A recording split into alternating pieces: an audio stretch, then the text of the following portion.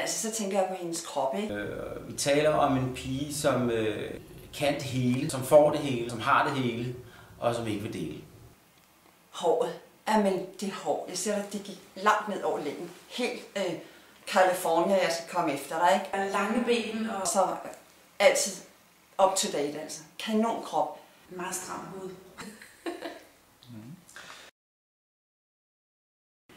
Jeg tror faktisk ikke, der er den ting, vi ikke har oplevet sammen.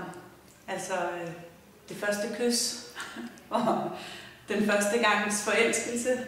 Jeg mødte hende allerede, da jeg var 4-5 år. Men jeg brugte hende på en anden måde, end min søster brugte hende. Og alt, der havde med sko og mode. Vi har leget sammen og reddet sammen, og jeg har klædt hende på nogle gange, og så det har været sjovt. Og især det der med mænd. Lige modsat hinanden. Altså, jeg har jo altid været glad for mænd. Jeg har haft en masse mænd. Det er sådan noget jomfrunalskov, ikke? Tænk at se så pissehamrende godt ud. Og så bare haft en kæreste. Jeg klippede hende og gav hende ekstra makeup på.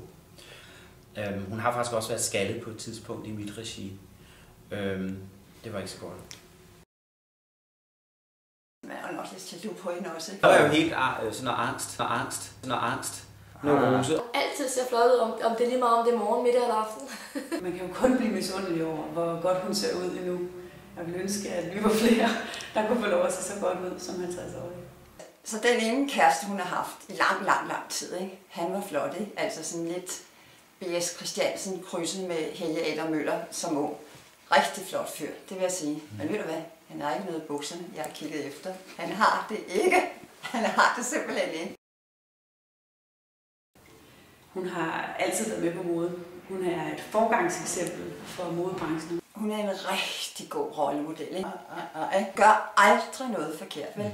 Hun er sådan en, som alle mødre vil ønske deres døtre var, ikke? Altså, der er bare altid mælk og honning og smil. Hun har gennem 50 år fulgt med tiden. Jeg har lagt mærke til de der forandringer, hun har gennemgået, men det er jo ikke lidt botox, hist og pist og lidt større læber, hist og pist. Altså, det er jo ikke lidt Restylane i ansigtet, men det er jo ikke andet, end hvad vi andre også gør. Jeg vil næsten tro, hun har flere sko end Imelda Marcus. Hun har altid haft god stil, sådan generelt. Og så nogle gange, så vil jeg sige, det er lidt ligesom Aqualene, så nogle gange, så bliver det lige lidt tacky og lidt for sceneagtigt og lidt for meget glimmer. Og der er ingen, hun har aldrig været drukket sig stiv, hun har aldrig haft gruppesex, og hun, altså, jeg tror aldrig, hun har prøvet analsex, hvis jeg skal være helt ærlig. Jeg tror ikke, hun har prøvet ret meget. Hun er bare sådan en rollemodel, man har lyst til at give ind på kassen. Ikke? For perfekt. Frem for alt, og det er næsten det, der er endnu vigtigere end det her med moden, så har hun altid klædt sig som en rigtig kvinde, og er derfor også blevet et sexikon. Så vil jeg bare sige tillykke på fødselsdagen, og jeg håber, at hun bliver ved med at holde sig lige så smuk, som hun er nu. Og der synes jeg, hun skal være sin alder bekendt. Det er næsten det bedste råd, jeg kan give hende med på vejen, fordi hun er jo fantastisk, som hun er.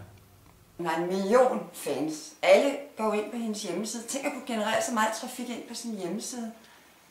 Det er sgu godt gjort. Jeg vil jo gerne sige tillykke til hende. Jeg synes, hun har klaret det utroligt flot, og hun har været forbilledlig for rigtig mange af os.